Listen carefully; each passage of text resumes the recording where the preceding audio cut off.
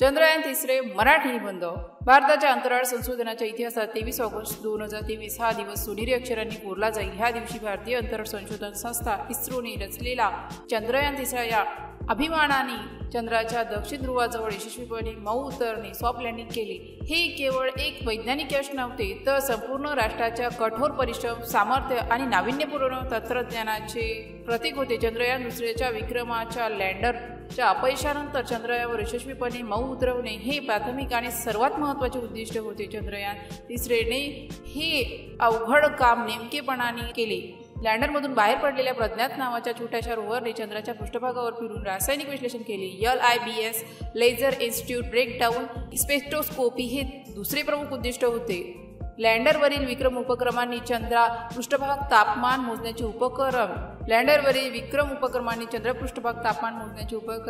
CHASTE, चंद्र भूकंपमापी उपक्रम ILSA, चंद्राच्या पृष्ठभागाचे तापमान, भूकंपीय क्रिया, मून केवेक्स इत्यादींचा अभ्यास केला। चंद्रयान दुसऱ्याच्या अनुभवानंतर लँडरची रचना मजबूत करण्यात आली होती, त्याच्या पायांना अधिक सामर्थ्य दिले गेले होते आणि उतरवण्याची प्रक्रिया अधिक सुरक्षित बनवण्यात आली होती। चंद्रयान तिसऱ्याच्या लँडर आणि रोव्हरमध्ये अधिक इंधन आणि विद्युत ऊर्जा साठवण्याची क्षमता होती, ज्यामुळे त्यांना चंद्रावर अधिक काळ कार्यरत राहत होता। अभियानात अनेक नवीन तंत्रज्ञान समाविष्ट केले होते, जे कोणी अनपेक्षित परिस्थितीत स्वयंचलित दुरुस्त करू शकत होते किंवा अभियान सुरक्षा पुढे नेऊ शकत होते। चंद्रयान तिसरे हे जगातील इतर चंद्र अभियानापेक्षा खूप कमी खर्चात अंदाजे 600 कोटी रुपये पूर्ण झाले, जे भारताच्या कार्यक्षमतेचे द्योतक आहे। भारतातील जगातील पहिला देश ठरला ज्याने चंद्रयानाच्या दुर्गम आणि वैज्ञानिकदृष्ट्या अत्यंत महत्त्वाच्या दक्षिण ध्रुवीय प्रदेशात यशस्वी उतरवणी केली। भारताचे नाव अमेरिका, रशिया, मागील सोव्हिएत युनियन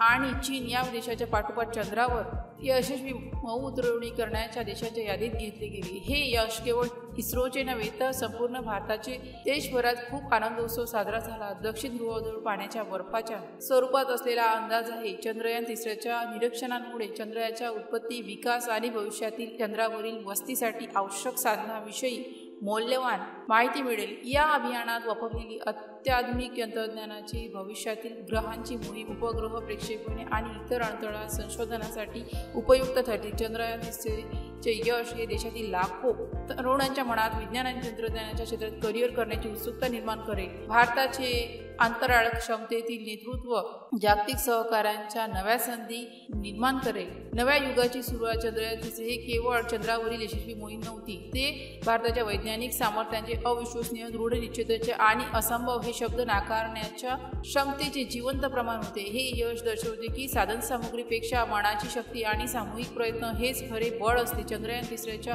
चंद्रावरील ठसा केवळ चंद्रावरच नाही, तर संपूर्ण मानवतेच्या अंतराळ संशोधनाच्या इतिहासात कायम राहील। हे यश भारताला जगद्गुरू म्हणून पुन्हा प्रस्थापित करण्याच्या दिशेने एक मोठे पाऊल आहे। हे यश आपल्याला सांगते, स्वप्ने पहा, ध्येय ठेवा, कष्ट करा आणि तुम्ही नक्कीच तारे स्पर्श कराल। जय हिंद, जय विज्ञान, जय भारत। जर या पोस्टशी संबंधित काही गोंधळ असेल किंवा आपल्याला अशा कोणत्याही विषयाची माहिती हवी असेल तर कृपया खालील दिलेल्या कमेंट बॉक्सद्वारे आपले प्रश्न आम्हाला विचारू शकता। या पोस्टशी संबंधित आणखीन काही प्रश्न असतील आपण आम्हाला ते देखील सांगू शकता की आम्ही त्या समस्या नक्कीच सोडवू।